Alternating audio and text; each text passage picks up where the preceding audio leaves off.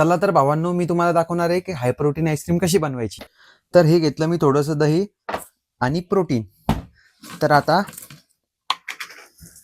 मी यामध्ये टाकणार एक स्कूप प्रोटीन.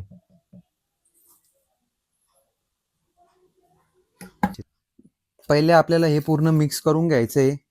आणि भावांनो, लक्षात असं द्यायचं आहे की हे पूर्ण मिक्स झालं पाहिजे एकदम व्यवस्थित, आणि एक पण असा गोळा नाही राहिला पाहिजे.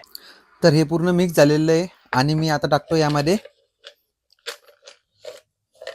5 ते 6 बदाम. हे पूर्णपणे मिक्स झाल्यानंतर आपल्याला 15 ते 20 मिनिटं हे फ्रीजरमध्ये ठेवायचे. आणि भावांनो, तुम्ही जर गेनिंग करत असाल तर यामध्ये पीनट बटर पण ऍड करू शकता. आणि बघू शकता, एकदम टेस्टला भारी असणारी हे आईस्क्रीम असणार आहे. आणि व्हिडिओ जर आवडला असेल तर नक्की लाईक करा, शेअर करा आणि फॉलो करून जा.